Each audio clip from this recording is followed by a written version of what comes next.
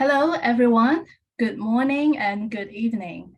I'm April from USC.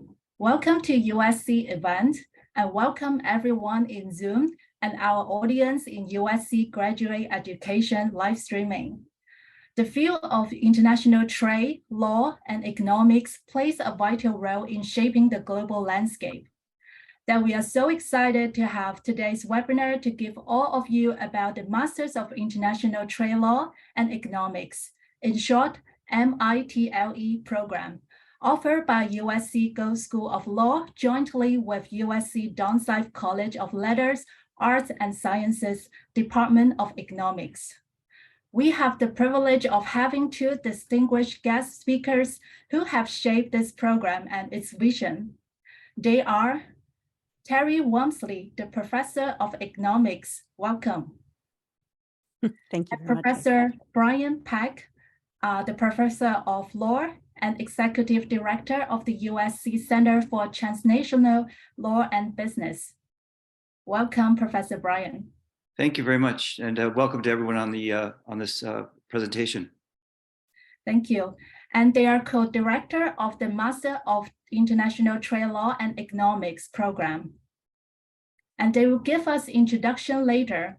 In the last 15 minutes, we encouraged you to actively engage in our event by asking questions and sharing insights. Feel free to comment and write your questions in the chat box, and I will also help to bring some questions from live streaming. For Zoom audience, please mute yourself to ensure a good event quality. This webinar will be recorded and must be used as video material in future. Okay, without further ado, I would like to pass it over to our two speakers, Professor Terrie and Professor Brian. Thank you very much, April, and thank you very much to you and to Terence for giving us this opportunity to tell you about the new master's program in international trade, law and economics. So I thought I might start by going through what is economics and how does it differ from business and politics. Two things I probably think you're interested in and may know more about in terms of politics and business. So we often say that economics is the study of scarcity, which I guess sounds a little strange, but basically the world has limited resources and the number of workers, technology, buildings and equipment, natural resources like oil and gas, even forests are limited. So basically we cannot produce everything that we need, and so we need to make choices about what we produce and how we produce them. And that's basically what economics is, and that's why we say it's the study of scarcity. So economics tries to work out the best way to use those scarce resources to produce goods and services that, satisfy people's wants, maximize their happiness, their welfare, as we call it in economics. And this is usually done in terms of one country. One country is one economy. And so international trade looks at how countries do this and also their interactions between each other and whether those interactions hinder or help their ability to produce goods and obviously satisfy people's wants.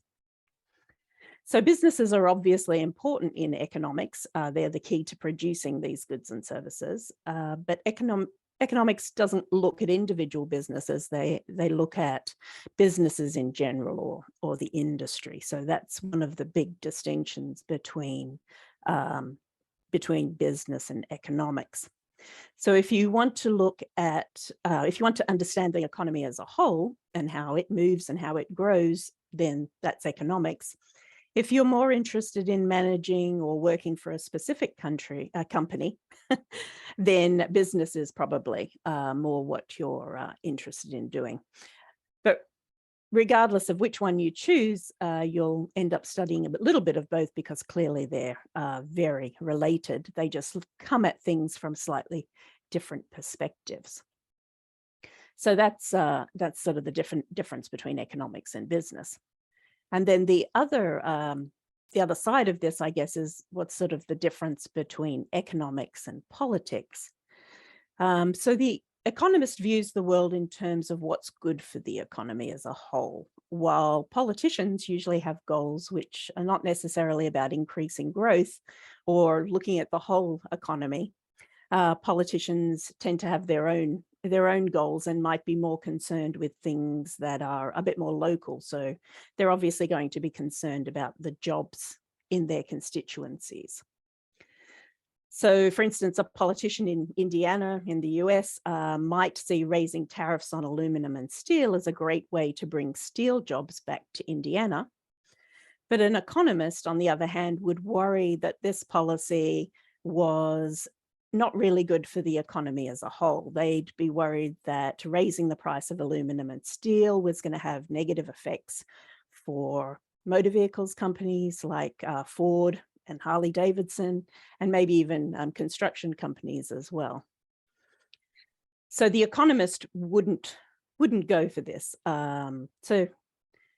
This is actually a great example of why it's important to do economic analysis, because when you take a closer look at this, you actually realize that raising tariffs on aluminum and steel would bring back 15,000 jobs to Indiana.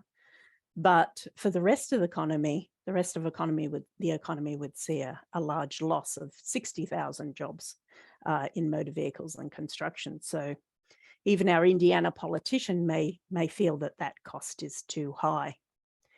So the big difference, as I said, is that economists are thinking about the whole economy, whereas politicians generally have their own goals in mind.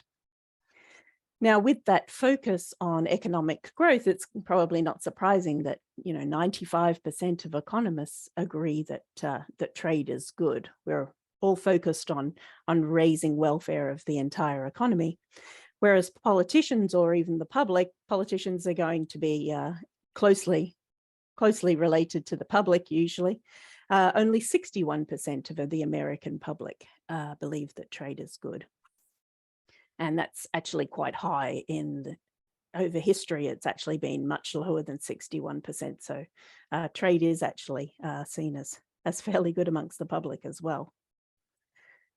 So these differences between economics and politics means there can be a lot of tension between economists and politicians about developing trade policy. Now, at the end of the day, it's the politicians who decide what policies they're going to implement, which actually makes economics kind of interesting, because you get lots of different policies and discussions going with this disagreement. So hopefully that gives you a bit more of a background of what economics is. Now, I've worked as a trade economist for about 20 years, and I thought I'd just sort of tell you a little bit about the types of things I've worked on as a trade economist.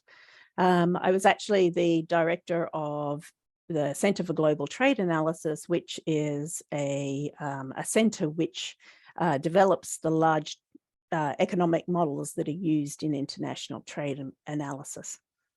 So when we look at international trade, these data sets are usually really large. So a typical trade data set would deal with between 160 and 200 countries and thousands of commodities, 5,000 commodities in the typical trade data set.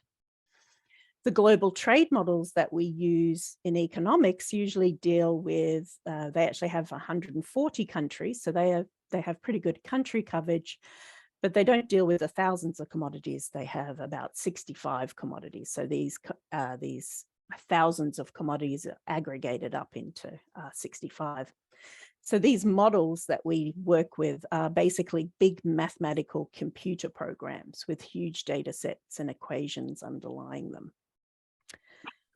And then over the years, these models they're widely used in a lot of the international organizations and in a lot of governments. And over the years, I've looked at all sorts of different questions. A lot of them you may have heard of. A lot of them come out of the news. So things like China and Russia's accession to the WTO, did quite a bit of work on that, analyzing the economic sort of impact of their accession to the WTO, various trade agreements and how they impact growth and maybe poverty on some of the countries.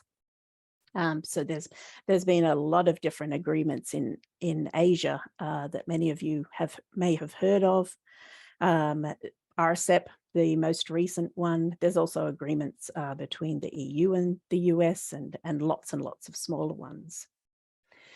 Other things that I might have done, looking at import bans and subsidies on oil, looking at the impact of quotas, particularly on things like beef and dairy, even the 2009 financial crisis.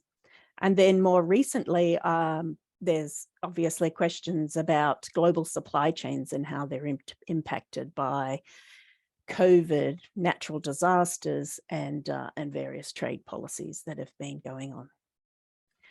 And as I guess there's another one there, as trade economists are also looking at some things that maybe you didn't think of, which are things like immigration, north-south migration into the US, and also increasingly pollution and climate change. So that's something that I've been involved in as well. And I've also assisted in putting together legal arguments of anti-dumping cases and import bans. And as I said, the clients are wide-ranging. A lot of these international institutions use these models and data sets, a lot of governments around the world.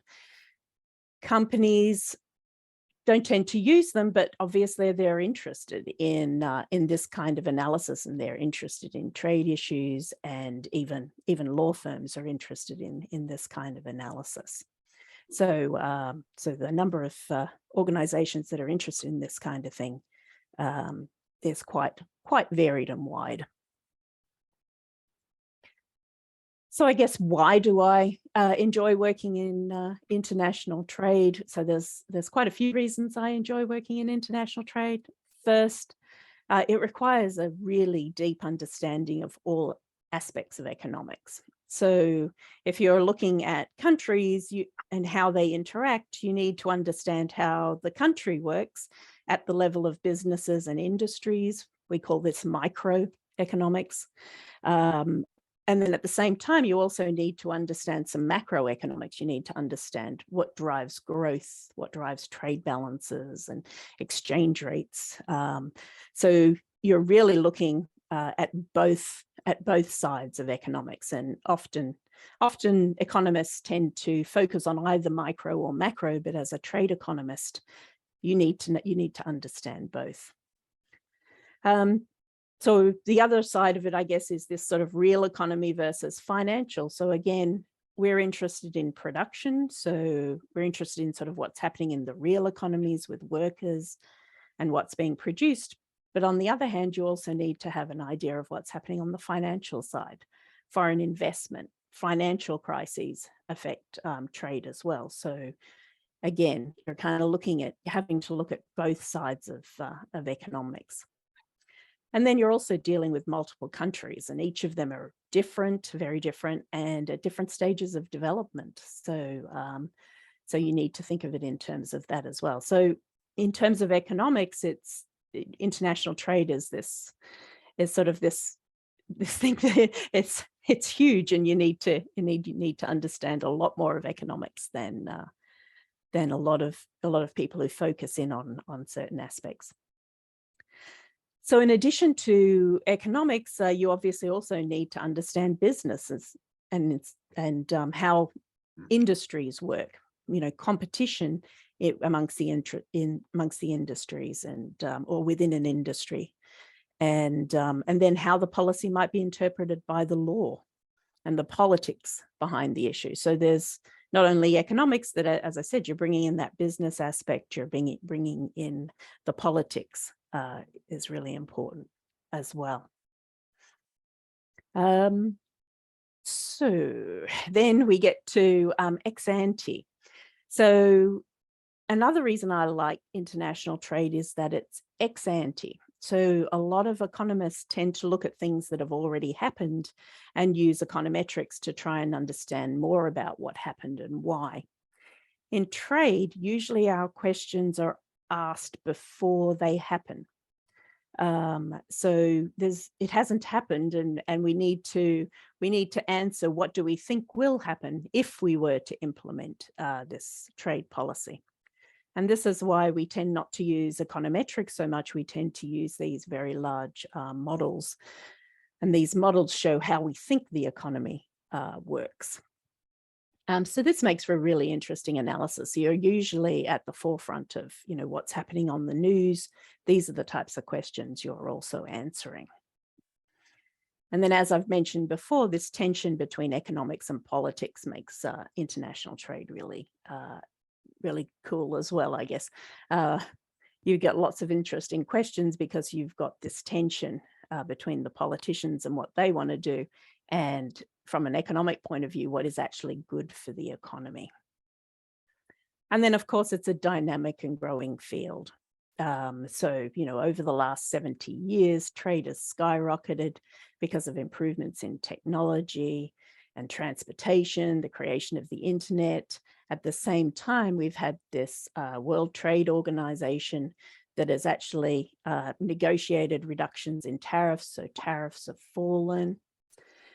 Then at the same time, there's other things that are happening. Things like migration has become more politically sensitive. So rather than people moving between countries, what we're seeing now is firms move between countries. And we've seen this big growth in these big multinational firms. We've seen the globalization of supply chains.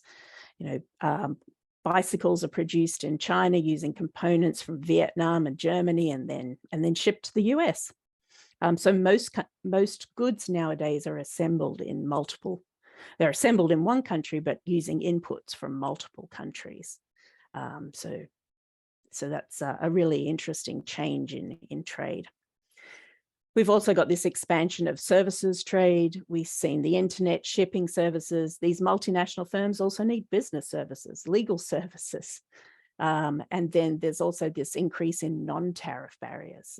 Non-tariff barriers are restrictions in other things like food quality, data storage, where should data be stored, or even rules on foreign direct investment or joint ventures. It's a long list of new things that have come about in international trade. Okay, so understanding international trade law, I haven't talked about the law side of it too much, but it's critical to analysing trade policy.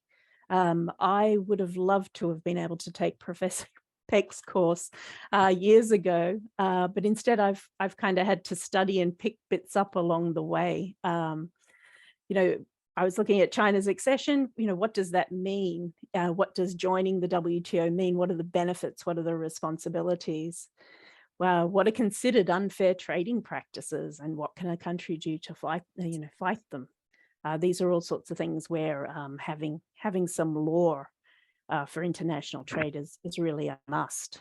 Can a country ban genetically modified crops? Is that allowed in the WTO? There's lots of questions, even new questions. The EU has just implemented a tariff equivalent to a tax on carbon. And the OECD is talking about implementing fairer taxation for multinational firms. So lots of interesting questions to come. So this is probably a good time to hand over to Professor Peck to tell us a little bit more about the international trade law component of MITLE. Great, thank you very much, Terrie. And let me, if you allow me, give me an opportunity to briefly introduce myself and my work experience as a trade lawyer. I've been a national trade lawyer for about 25 years now, and I've had about 3 different cycles. My first cycle was being a trade lawyer for the US government, where I represented the United States in litigation matters defending the US Department of Commerce determinations on trade remedies such as anti-dumping and counterfeiting duties. And I've argued cases before this Court of International Trade, or the CIT, a NAFTA dispute settlement panel, and a WTO settlement panel. I then moved over to the Office of the US Trade Representative and became a US trade negotiator, negotiating bilateral agreements on areas such as intellectual property rights and e-commerce with Japan, US free trade agreement, intellectual property chapters, and WTO liberalization of services markets under the Doha round many years ago. My second cycle was with a law firm, a DC-based firm, where I was practicing the International Trade Law Group.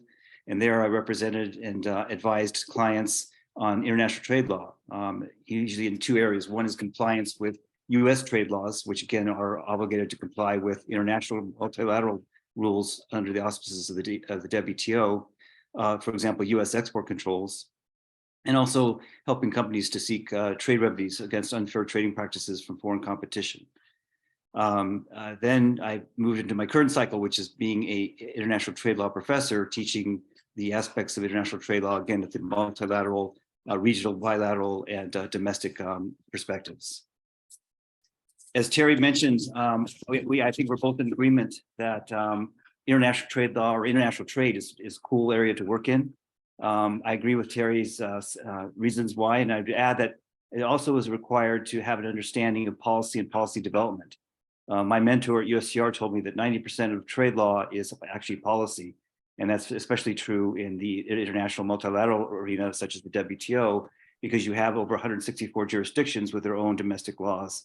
And trying to reach consensus, a lot of times you have to fill the gaps left by rules, multilateral rules, with policy. I also think international trade is very important because it has a key role in economic growth and development.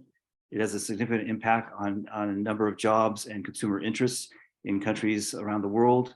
And I think it's very interesting because it involves a complex and integrated network or framework of multilateral rules, bilateral and regional rules, and domestic trade laws to regulate and to facilitate trade, all guided by policy.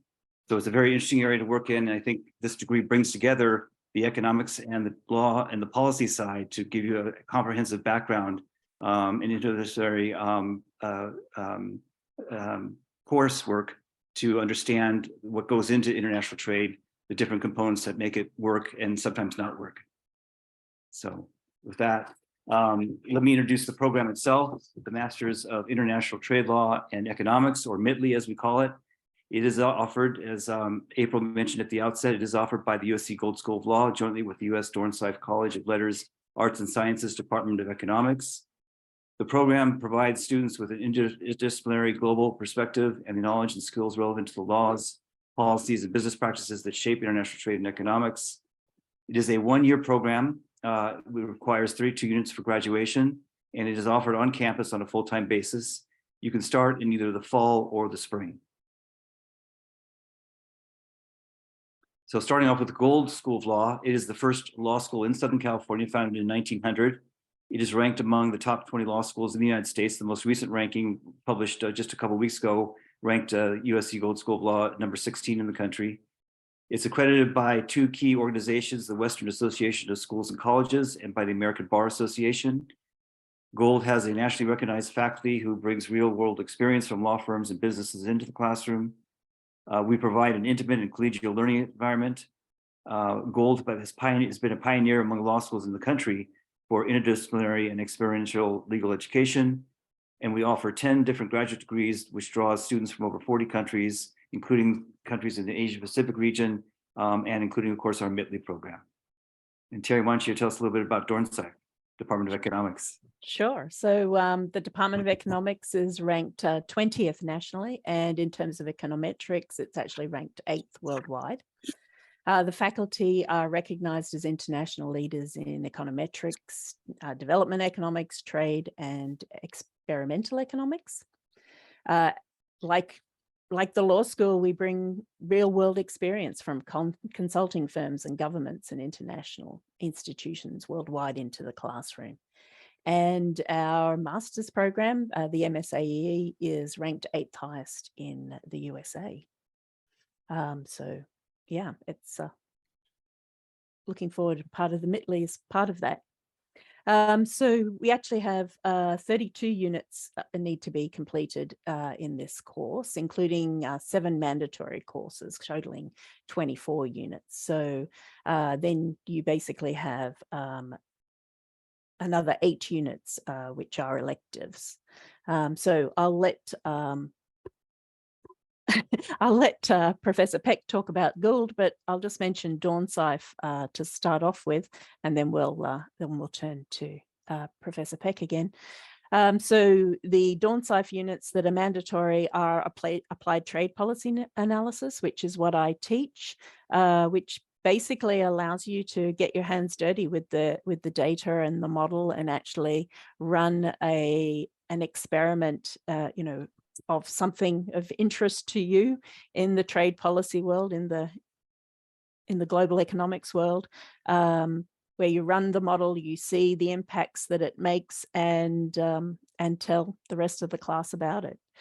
So that's the applied trade policy analysis, where we teach the methods actually used in governments and international trade organizations. And then you also need to do some macroeconomic analysis and some micro analysis. So I've talked a little bit about those before, micro being sort of this industry level competition, macro looking at the macro economy, at the growth and trade balances, exchange rates and things like that, looking at the economy as a whole. Turn it back over to Professor Peck to talk about the Gould. Thank you. So just as with the Dornsife required mandatory classes of 12 units, we have 12 units of the Gould School of Law. We have administrative law and regulatory policy. U.S. trade law is implemented and regulated by executive branch agencies, and the bedrock or the foundation of how they operate, both in terms of conducting investigations and implementing U.S. trade law, is through administrative law and regulatory policy. So it's a key component of understanding international trade law and understanding how the regulating agencies within the United States work on how they operate in implementing U.S. trade policy.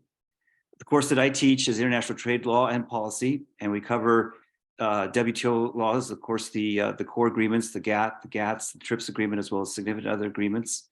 We cover other trade remedies that are allowed and not allowed under WTO rules. We cover free trade agreements. We cover the WTO dispute settlement process and look at several WTO cases in the past that help interpret the WTO rules. We also cover the trade policy that goes behind, as well as domestic U.S. trade law. We also require international business transactions, covering the commercial side of international trade, but still important to understand.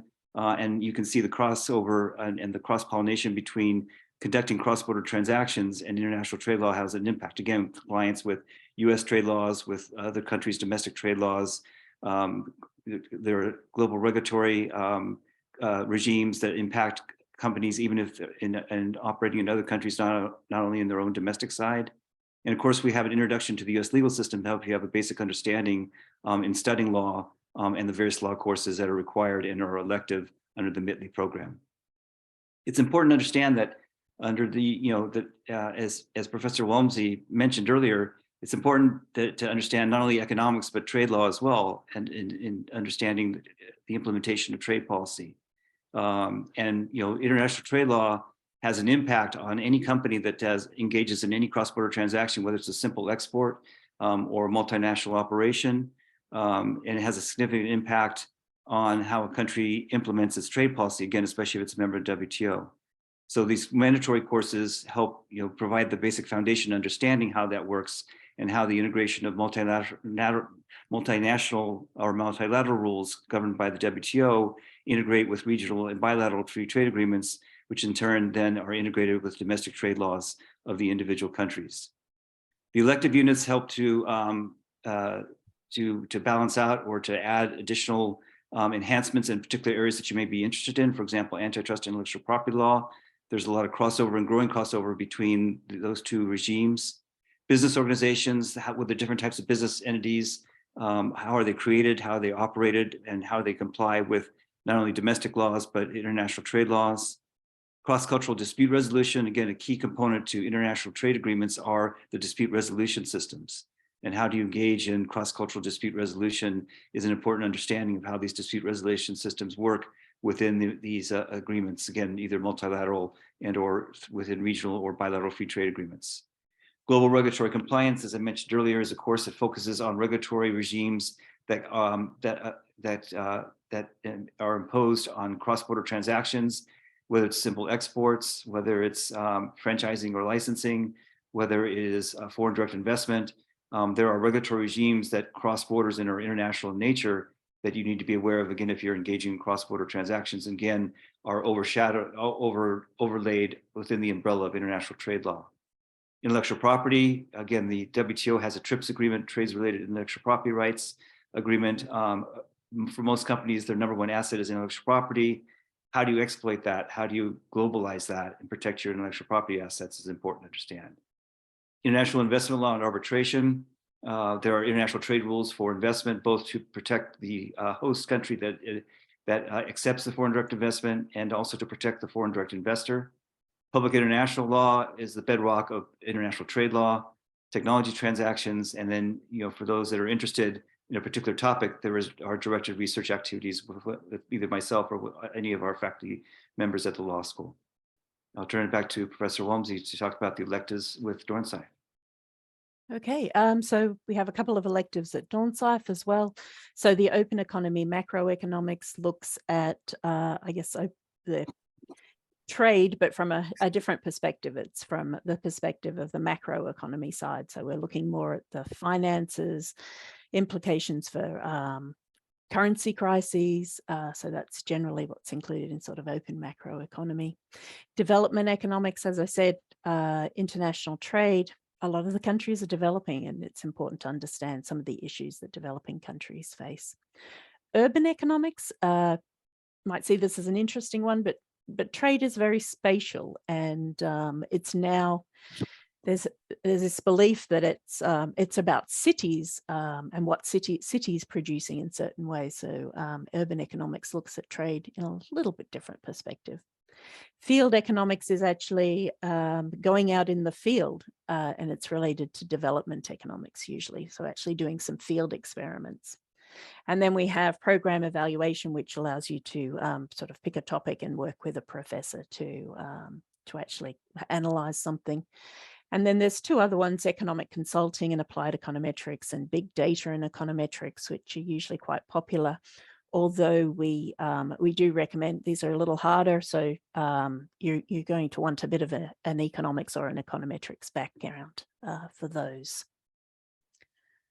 So I just thought, just quickly, who makes a good candidate for MITLE? So it's clearly someone who enjoys reading and trying to understand what's happening in the world. Both law and economics requires this sort of analytical approach and research skills. Excellent communication skills. Obviously, this is required for law, but it's also very important for economics as well. Being able to explain how economists think.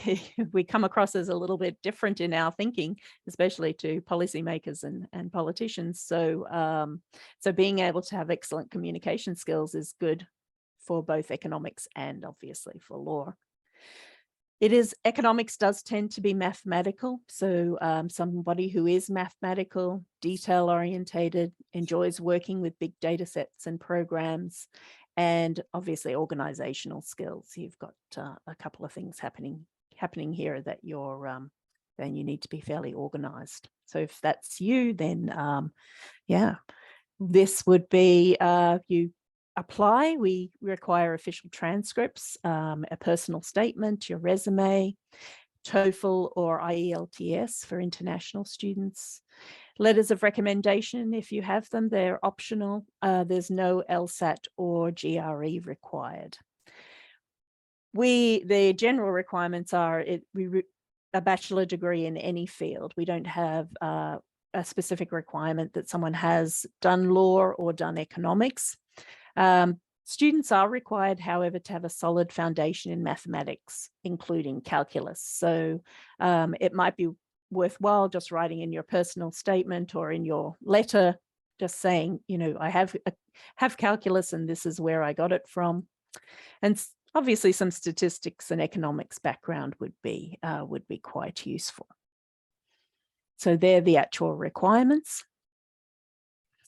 Admissions, so we've got some important dates here. So for fall 2023, the final application deadline is June 1st, although this deadline's a little bit too close for international students. So I don't think international students can apply for the fall, but in terms of spring, you can start applying. And that deadline is September 1st, 2023. And then obviously there's also fall 2024. As Professor Peck said, we take spring and fall applications or admissions. In terms of career paths, so we have here listed quite a few career paths. The program is quite new, but we've already had a couple of students go on the job market, and one of them is now an economic consultant. So, you know, a lot of these jobs are now being done by our first group of students going through. We have an economic consultant in DC who's working on consulting about international trade issues and antitrust. Another one has joined the US government in DC, and another is a risk analyst. So you can see that people are starting to get jobs. We've also found a couple of our students, the degree has confirmed what they're really interested in doing, and one of them is thinking about doing a PhD or looking at applying for a PhD, and the other is actually thinking of doing a JD. So they found the degree quite helpful in working out where they wanted to go. I was also recently told that SpaceX is looking for a trade analyst role. So that's something. And I know that many of the multinational firms employ people who understand trade, and especially the Lord side. So Amazon and Microsoft are big employers of economists, and someone with a bit of trade law would be very helpful to them. I'm also told that the US career advisors are wonderful by a lot of our students. They've been helping with mock interviews, cover letters, resumes, and there's clearly a great opportunity to connect with alumni at USC. Professor Peck, did you have anything to add here? One thing I add, and can speak from personal experience, is that law firms are another source of employment as potential employers. You don't have to be a lawyer to work in the international trade practice group of these law firms, because they need economic analysis, trade analysis analysts as well to help support the cases they bring, for example, in anti-dumping and so forth. So law firms are another great source of potential employers for this degree that would be very helpful to gain employment with such firms. Great. And there's also, I think, as you mentioned, Professor Walmsley, I mean, some of our graduates also were interested in looking at, for non-governmental organizations, those include think tanks. A lot of think tanks, especially back in the DC area, spend quite a bit of time on trade policy analysis and advocacy. And so those are also potential employers as well. Yep, absolutely. Great. So tuition and financial aid. So tuition really depends on what courses you take, whether you're looking at Dornsife or Gould in terms of the electives, but we recommend planning for about $75,000 for tuition over the year. There are merit scholarships available, which all applicants are considered for automatically. It's part of our looking through the documents. We also decide on scholarships, and student loans are also available.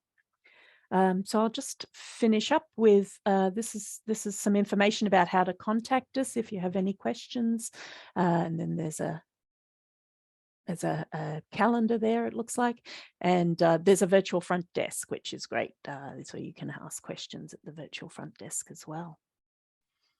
So we hope this was useful, and we hope that if you're interested, you will contact and apply and become part of the Trojan family. Fight on. That's right. Thank you very much. Thank you. Thank you, Professor Terrie and Professor Brian.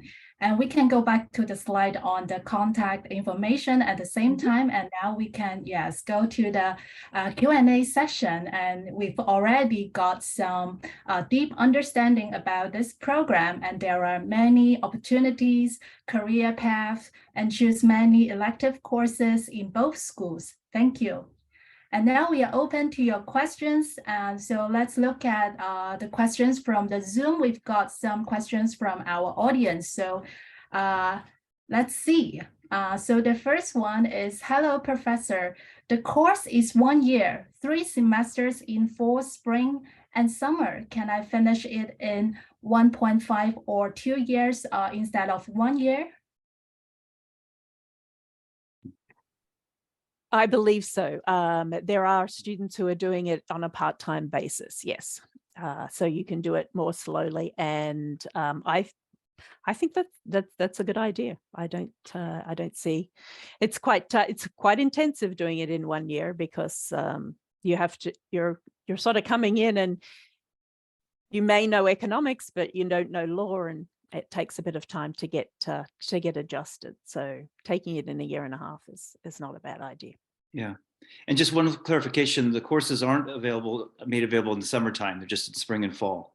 So if you were to choose that, it would extend, as Professor Walmsley said, 1.5 years in real time. Mm. Okay, thank you. So the answer is yes. The next question is, dear professor, is this a STEM program?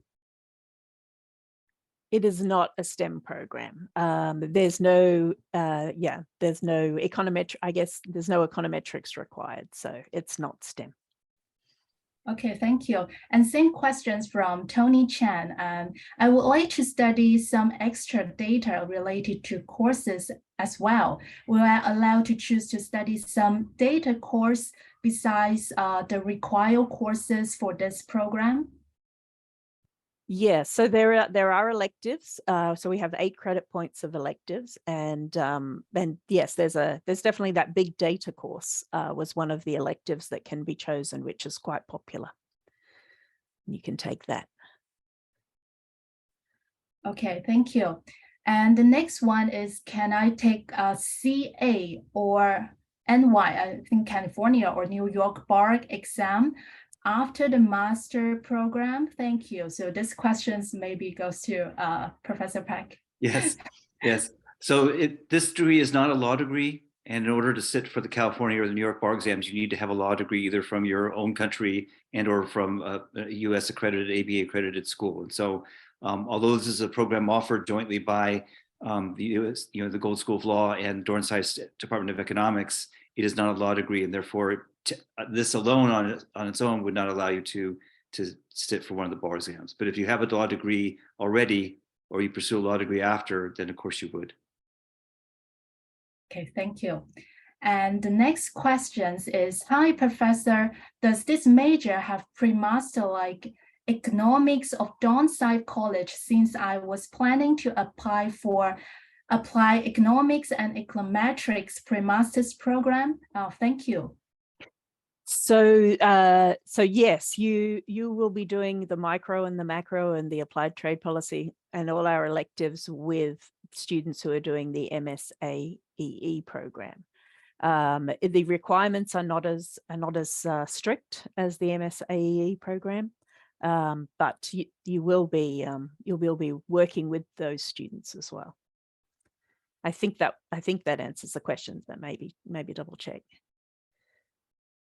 Yes, thank you. I think this audience is coming from our pre-master recheck group. So the students is planning to apply for the AEE program through the pre-masters. So at the same time, maybe coming for today's event, she also interested in this program. So I think, yeah, it's optional. Yeah. They could apply for both. There's no problems doing both and seeing what happens. Yeah. And, okay. And they're the same courses. Yep. Just different prerequisites. The MSAEE program would actually require that you have a certain amount of statistics background and economics background, whereas this one does not. Just calculus in this case. Okay, thank you. And thanks, Professor, for very useful information. I have one question is, what kind of the job I land after this program? And the obvious one is certainly international trade. And how about others? So I don't think we presume that you will end, you're learning you're learning economics. You don't always end up with international trade. As I said, one of our students is now a risk analyst for foreign exchange. So it's not necessarily that you'll end up as you need to end up as a trade analyst. But obviously that's one of the job descriptions. There are economic consulting firms that'll do trade and other things, and and as I said, the risk analyst, so working for government. Yeah. Thank you. And the next question is, hi, Professor, what kinds of networking opportunities are available to students and graduates of the program, and how can they take advantage of them? So as we mentioned, we've got quite a strong alumni network from USC that goes across different fields of study, whether it's business, whether it's law, whether it's economics. So you have that built-in network. Our career services offices, both in Dornsife and the Gould, are known for their excellent standards in terms of helping students find job opportunities. Both offices offer different meetings and opportunities to meet potential employers. We provide services in terms of helping to write resumes and letters of recommendation. So you've got a strong career service office program, a strong networking program, and events that happen throughout the academic year that introduce you to not only potential employers, but provide other networking opportunities. In terms of, sorry, I just wanted to add for Dornsife, so we integrate you quite well with the MSAE program, and there's quite a few events with the MSAE program as well, where we bring back previous alumni to come and speak to students. I've been to maybe 3 in the last year, and MITLE students are also get engaged in that. And then we have a newsletter that goes out and with different opportunities as well. So additional. Thank you, Professor Terrie. And we've got the next question is about law. And Sue Lee asked, am I qualified to apply for transfer to JD after this master's program? So you can certainly apply for the JD program once you complete the MITLE program. The courses that you take under the MITLE program, although they are law courses within the law school, unfortunately would not be credited towards your JD degree. So you would start, as a JD. I'm certainly, in your application, if you wanted to apply to the JD program, they would take into account and look favorably on the fact that you took law courses under the MITLE program. But those credits are not transferable towards a JD degree. Thank you. And next questions from Nan Nan, and thank you, professors. My undergrad major is Chinese language and literature, less courses about economics or mathematics or law. And can I apply for this program if I'm interested in? So you can apply. We don't require economics, but we do require some calculus. So so they would need to have a look and see if they have that calculus. And what I would recommend is wherever they've done that calculus, they would write it in their letter. Other than that, what we do, there's a couple of us look at the transcripts, and we look at what courses they've done and sort of whether we think that they're capable. We want them to succeed, obviously, in the program. So it's important that we look at individual courses, and definitely having language skills is something that's important. But I'm not, there's a question of whether they have the calculus skills. I guess that's up to them to tell me whether they have it or not. But calculus is very important, and that gives me an idea that, okay, if they have the calculus, then they're going to be okay in the economics. For someone like that, I would suggest that they do it a little slower, because not only are they new to law, they're also new to economics. So they may not want to try and do everything. It's quite so quickly. Okay, hello. I have a question that if I have if when I get if when I in this class or in this course, and then finally after a short time I find out I'm not so valuable or I'm not so suitable for this professor or this course, or maybe some classes, can I change another one, a professor or another classes? Thank you. I'm not sure Yeah, not quite sure we got that. we Sorry. got- So hello, Ping Ping, and maybe you can explain a little bit more about your questions so then we can know how to answer, give you the answer for the questions. Or you can type in the chat box also. Yeah, I was going to suggest maybe perhaps if you could write your question in the chat box, it can help us have a better understanding and better answer your question. Thank you. And I also got the questions. Our next questions is about the admission requirement. Yeah, Ping Ping, would you want to speak? Yeah. I mean that if I were in this course and I have my course already, but finally or after a short time, I find out that maybe I'm not so available or suitable for one professor or one class. Can I change another professor or change another class to continue my course? I mean, this is my question. Thank you. So as I understand it, so there's usually a period where in each course at the beginning of semester, you can go for the first couple of weeks to several different courses, and then there's sort of a deadline. And if you change the course by the deadline, then there's no problems doing that. If you do not do it by the deadline, then you might end up with something on your transcript. So you have to use that first couple of weeks fairly wisely, maybe go to a few different courses and decide what you want. But you're not expected to select a course on that first day and then you're you're in it, or you can't change at all. You do have a couple of weeks to change. That's in terms of courses. In terms of degrees, I don't think you can change degrees, but courses most certainly. Does that make sense? I guess the other thing is, remember, some of them are required, so you would still have if they're required courses, then you do have to do them. I'm not sure there's many other professors you could swap to. I know we don't generally have, well, some of them, but it's not quite, not very, it's pretty rare to have a different professor teaching the same course. Okay, thank you. Thank you, answer. Okay, great. Yeah. No worries, thanks. Thank you, Professor. Thank you. Yeah, thank you, Ping Ping's questions. If you want more information, and you also can private message us for details also. And let's go to the next questions. It's about the admission requirement.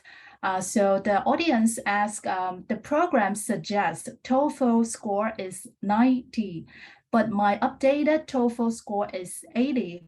Will you consider my application? Thanks a lot.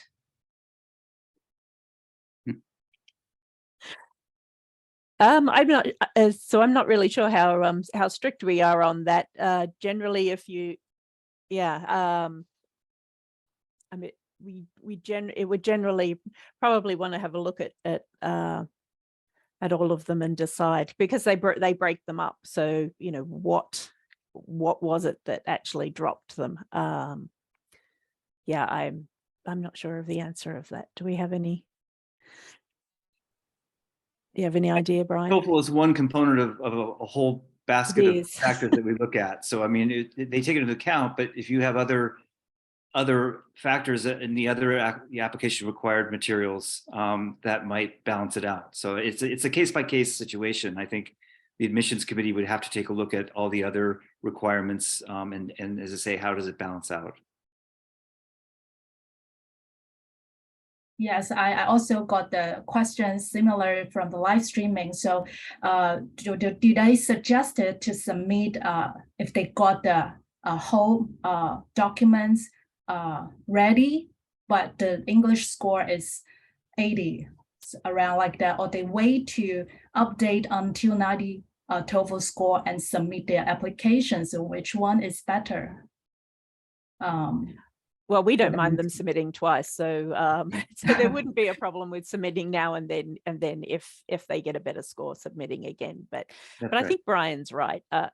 Professor Peck's right. You know, we look at the whole thing, and if there's other things that sort of make it look like that the TOEFL isn't really a problem, then we'd probably accept the application. So I probably submit it. I mean, we do this. I don't remember looking so closely at the TOEFL before, but I take a good look at the CV, the transcripts, and you know, there's often people who may not have done very well in their first year, but their second and third years, they've finally got it. They've, you know, it takes us all maybe a little bit of time to get used to university, so our scores improve. So I'm very, very good at look. I like to look really in detail at their transcripts. So if their transcript indicates that they're a good student and that they'll probably do well in the program, then I'd be willing to consider them. Yes, thank you. So we've got audience still studying.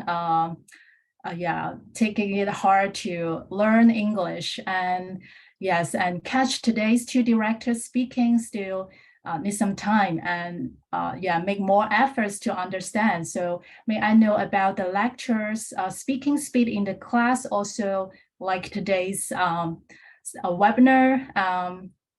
Yes, is that so? It's true. Yeah, we probably speak as quickly as this in the lectures as well. Although there's a lot more material in the that we have material that we give out beforehand. They have access to the presentations. Yes.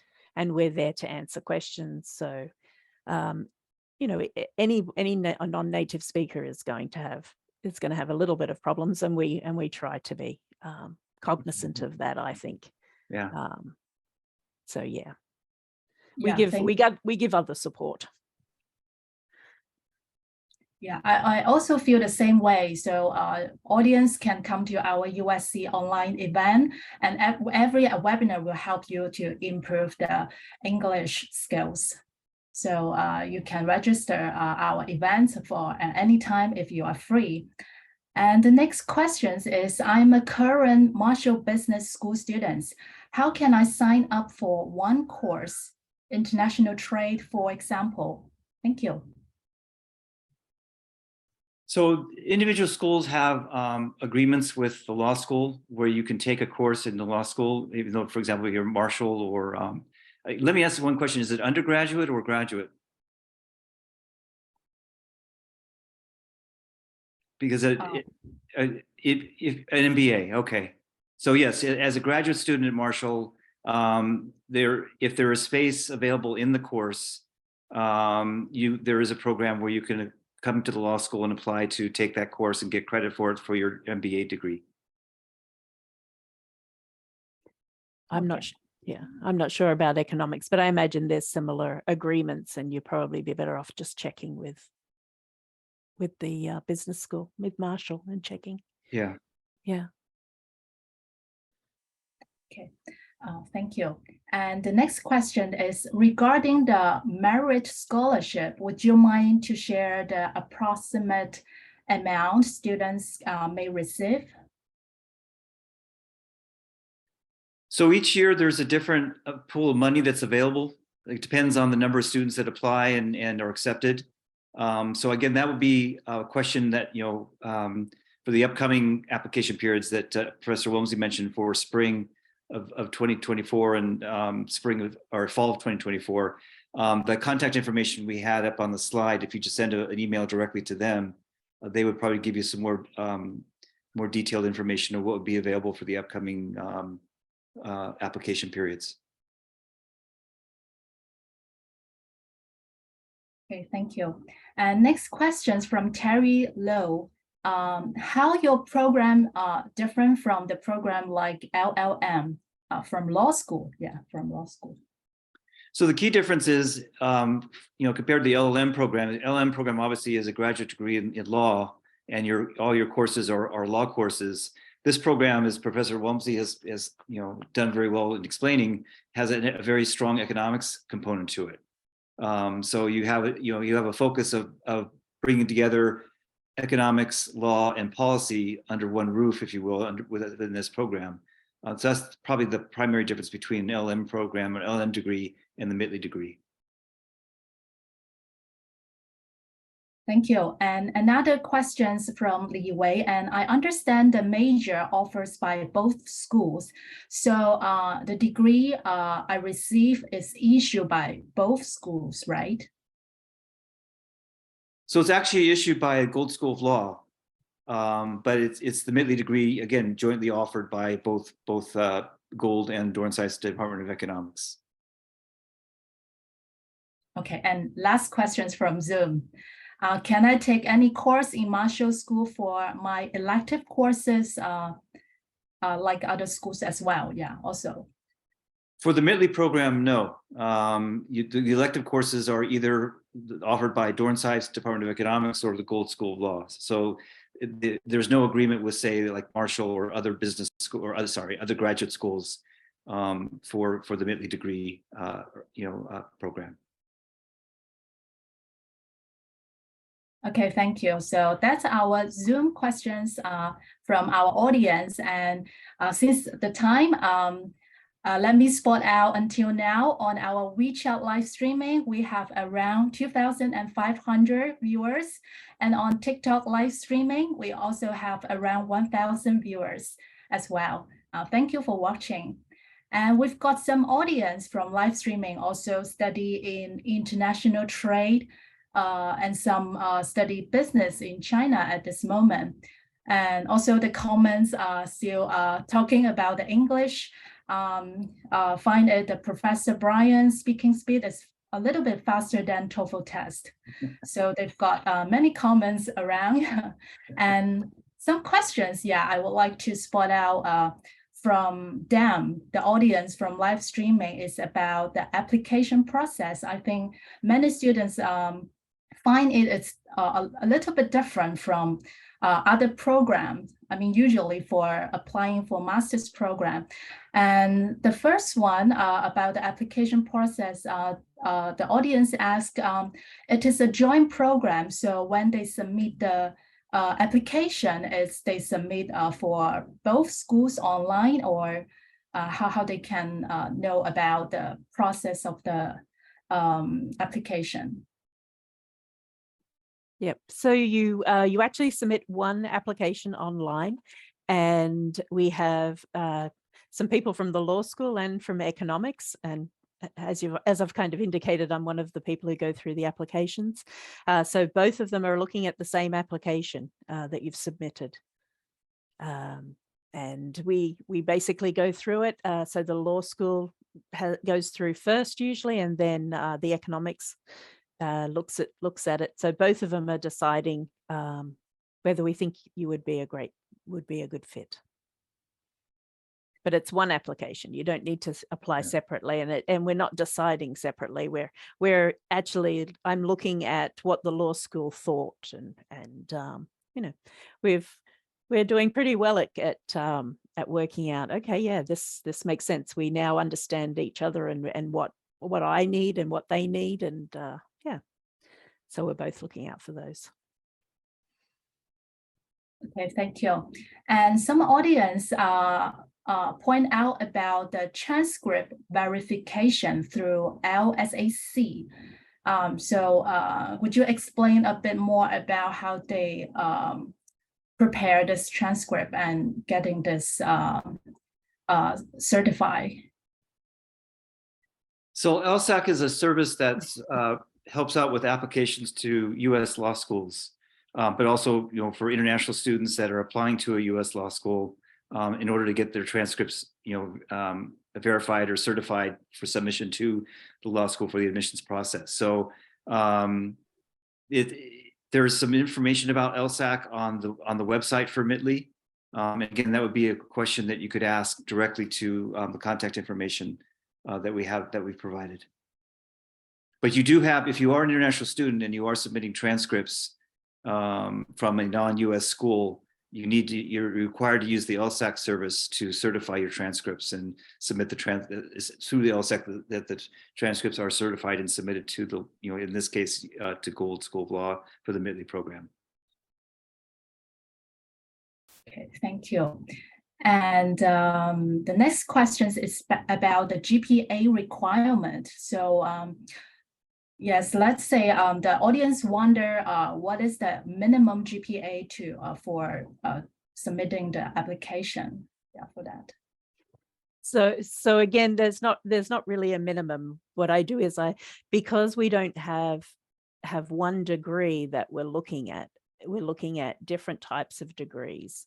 It's really hard to come up with one single GPA. So that's why we spend a bit of time looking at more detail on the courses that have been done, rather than and what results you got for those courses, rather than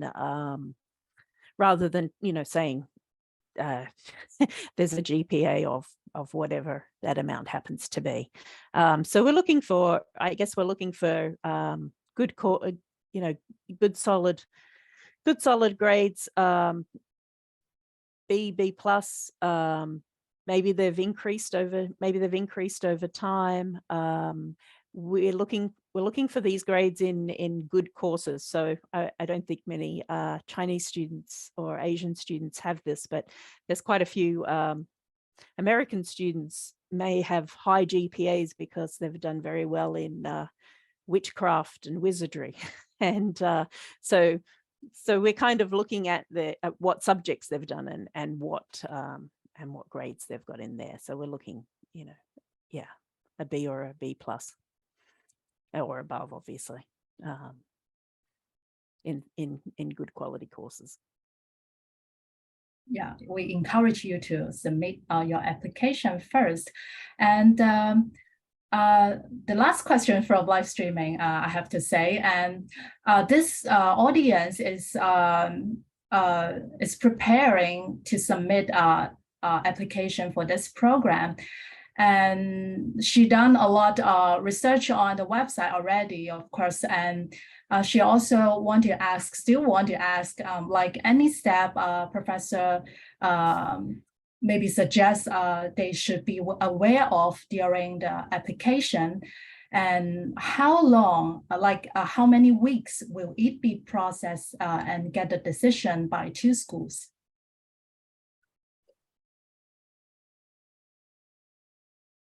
I'm not actually sure how long it's taking. So it usually takes longer with the law school have usually got it and they check it, make sure that it's all there. And then when I get it, usually I try and get it back within the week. But obviously, yeah, it depends on how long the law school have had it. So I'm not we'd perhaps need to ask how long in total it's taking. But I know they try and get back as quickly as possible. It's certainly not taking months. They're pretty quick, and I'm looking at them all the time. So yeah, it's a rolling admissions process. It's a rolling. Yeah, it's not where you wait till the end of the application period to consider the applications. We review them as they come in. So it's Professor Walmsley said, it's a matter of weeks, not months. And we have two more questions from Zoom. The first one is, I'm looking for a degree which applies law in business area as a consultant and professional. I wonder between this program and LLM, which one is better fit for me, or can I apply both of them? So I think it kind of depends what your goal is. If you want to be a lawyer or practice law, then you would, well, first of all, in order to apply to the LM program, at least at Gould, you need to have a law degree, undergrad, either JD or JD equivalent from your country to apply the LM program. So that's one prerequisite. The other, as I say, is for yourself to decide, whether you want to be a consultant or professional as a non-lawyer or as a lawyer, and a professional lawyer. That would help dictate which program to apply. If you want to practice law and you can apply to you're qualified to apply for the LM program, then I would suggest the LLM program. But if you want to have, again, the background of economics and law and policy, and work more as a consultant or an analyst, then I'd recommend the MITLE program. And as Professor Walmsley mentioned too, nothing precludes you from doing MITLE first, and then, you know, seeing how it goes, you can apply for the LLM program after that as well. Thank you. I think we need some extra time to finish these 2 questions left from Zoom. Yes, Professor. And the next question is, do we take the courses from 2 schools at the same time together with other Dornsife and law school students? If elective courses are available in both colleges, do you have to choose both colleges for the elective courses? Or can I just choose one college elective course if I'm more interested, like in law courses, for example? For the elective. So I think the answer is yes to all those questions. There was quite a few questions there. So so in terms of the electives, you can choose all your electives in law or all your electives in Dornsife. That's quite all right. Mm-hmm. And there was a previous question which I was certain was yes, but there were 2 questions. There were whether you take courses in the same with both schools at the same time, and yes. You know, yes. In fact, in order to finish the degree, we highly recommend that you take courses from both schools in the same semester. You take, for example, the macro microeconomics and maybe introduction to U.S. law and administrative law, but you take them at both at the same time. And yes, your classes are with JD, LLM, and economics students. Correct. Okay, thank you. And last questions, I searched for the university website, but cannot see this program offer under the USC pre-master's program. Have I got into the wrong page? The pre-master's program is offered by 12 graduate schools at this moment. And you should go to the website on the pre-master's programs page. And maybe, Professor, if you want to give some words for this, answers for these questions. Or how they can... So I know on the economics website, we have a reference to the MITLE program. And I know that on that it's also available on the law website. Okay. If I remember rightly, there might have been, it might be more hidden than on this other website than they realize, but it's kind of under Gould rather than being under Dornsife, because it is ultimately given by Gould. And I think you have to dig a little deeper. But if you go to the economics website or the Gould website, you'll find a link. Okay. And I guess we can also let me see if I can find a link to pop up for you. Sorry, maybe I should jump in. I think that do you have a link? Go, Professor. No, that I don't have a link. I think there's this audience are something a bit different. It is under a different school. Offer that pre-master program are featured to all our over 100 master program. Maybe I can explain a little bit more for you both. That was the reason. So I don't think the hidden link, but I can explain. So for this audience, I think that you can look into the website. It might be not there yet. So we will, I will talk to those 2 co-directors to see whether or not they could be a part of it. So we will get back to you on this. Thank you so much. I hope this answered the question. Sorry, I thought better jump in with this one. Thank you, Terence. Thank you. Thank you. Thank you. The next question is, will you offer any support on English if I cannot catch up the degree study? 1 year is really intensive. Yes, and what's the GPA requirement we just mentioned? Maybe you come in a little bit late, but you can check out with our recording maybe. So the questions about the degrees is very intensive, 1 year. So any suggestions from our professor? Well, I think as an answer to an earlier question is that students are allowed to take more, finish the degree over a course of a year and a half, say for example, 3 semesters, if they want to take their time and take less of a course load each semester. So that is a possibility. I know that was part of the question that they asked. And as you mentioned, April, the GPA question is if they want to check the recording of this session, Professor Walmsley explained that process, or that consideration component for the application. Thank you.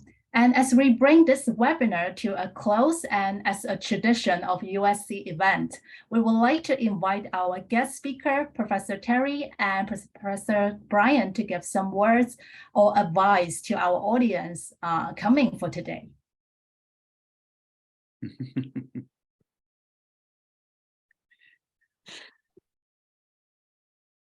Well, first of all, thank you for your interest in the MITLE program. We think we're very excited about this program. It's a new program.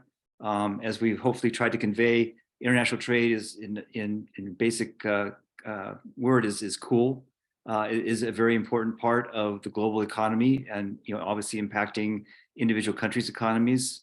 It is an area that's very complex, but very exciting and interesting to study and to become an expert in, which I think this program provides, again, providing a well-rounded background in economics, in law, and policy, the 3 components of international trade law or international trade.